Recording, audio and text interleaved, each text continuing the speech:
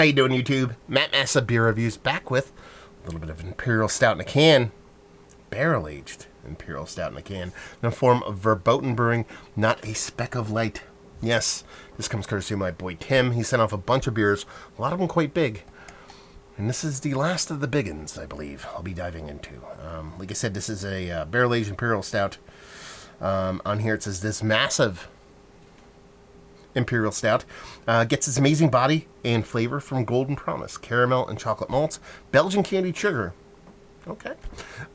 In a 6-hour boil. We then age it in Colorado small batch bourbon barrels where it has been resting for over a year.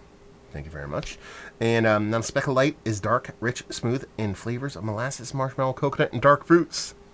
It says here about the brewery, Verboten Brewing is dedicated to an adventure that is craft beer or handcrafted ales use fruit, unique spices, and barrel aging to create flavors forbidden by the Germany purity law.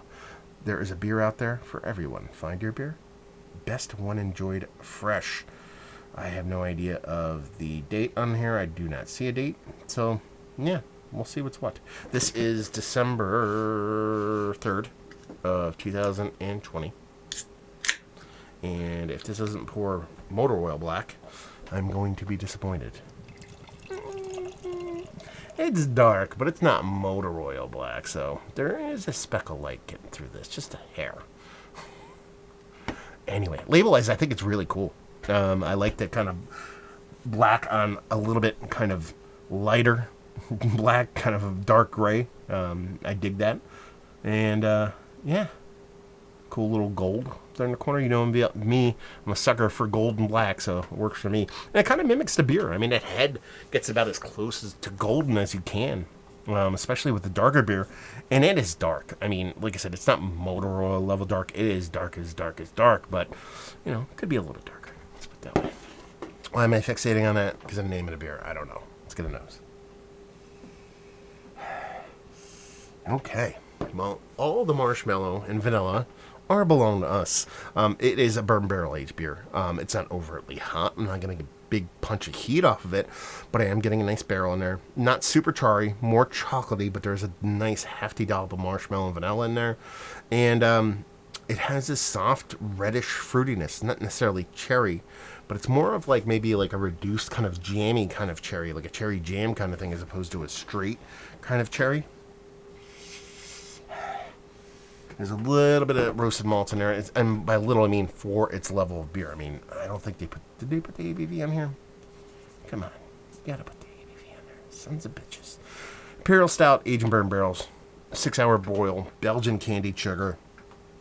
It's gotta be 14% or change.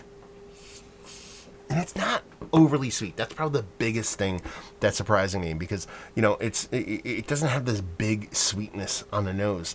It comes off a little bit reserved, not overly hot. It smells like it's going to be a relatively easy drinker.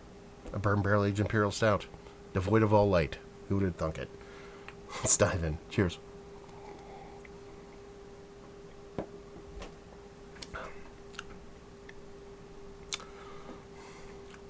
It's delicious.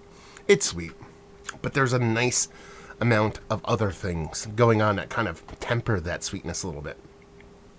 The marshmallow, it's all the marshmallow. It's all the marshmallow and vanilla, but it doesn't get overly over the top. Now, a lot of times you're talking about vanilla. When there's added vanilla to beer, sometimes it can just be a little bit too much for me. I know a lot of people really dig on that flavor note, but it doesn't really do it awesomely for me. All this kind of vanilla, I believe you're getting basically just from barrel. I don't think it's an added component here. Yeah, and they're just talking about the way they use the malts in here: Golden Promise, caramel, and chocolate malts, and Belgian candied sugar. The Belgian candied sugar can give you a little bit of added sweetness. It'll elevate the beer to a little bit more kind of sweetened confectionariness, so that can be lending itself to the vanilla, but the vanilla flavor is coming from the barrel. Then that little bit of pop of extra sweetness from that Belgian candied sugar is probably carrying that up a little bit. There's not a huge barrel like toasty or roastiness.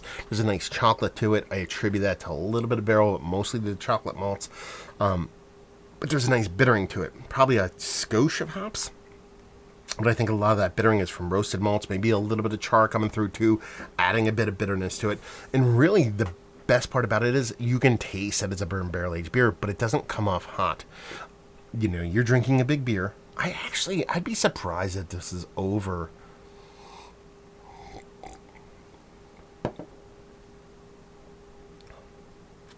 No. I was going to be surprised if it was over 12. It's probably, let's do mystery beer here. What ABV is this? 13.3. 13.3%. That's my guess. Anyway, it comes off as a beefy beer, as a big beer. You know you're drinking something of heft, but it doesn't come off as hot or super aggressive to the point where you can't drink it. It's got a nice mouthfeel to it. It's not thick as thick could be, but it's never going to be confused with being thin.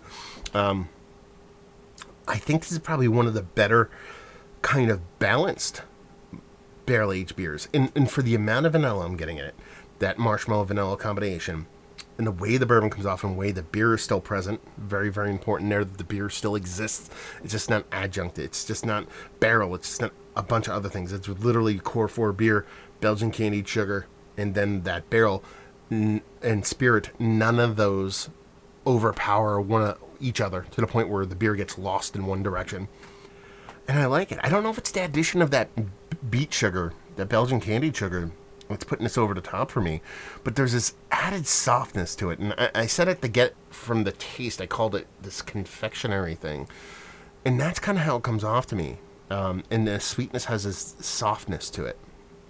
Now, it could be the age. They said over a year, you know, you get a lot of that roundness and non-aggressiveness from extended time in a barrel. The can could also have a little bit of time on it. There's no date in the can. But I think it's just a really well-made, well-rounded, well-aged in the barrel beer. I think it's fucking fantastic. I mean, I posted the barley wine I did from these guys a couple weeks ago. By the time I post this, it'll be almost a month ago, most likely. And it was a really fun beer. That barley wine was just, I love me some barley wines, and one of the better barley wines I've had. And this is probably, it might be the best, let's put it this way, it might be the best barrel-aged stout I've ever had in a can. That's saying something. There's some really good barrel-aged stouts in cans. But yeah, this is fun stuff. I like it. The mouthfeel in combination with the amount of vanilla marshmallow I get off of this in the taste just kind of makes me happy.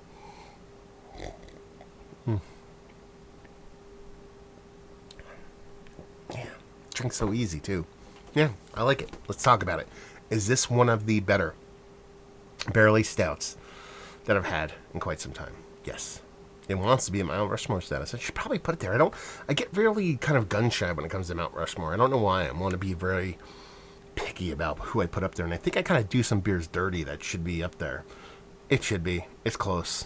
Teetering. I don't know why I'm hesitant about it. This is fantastic.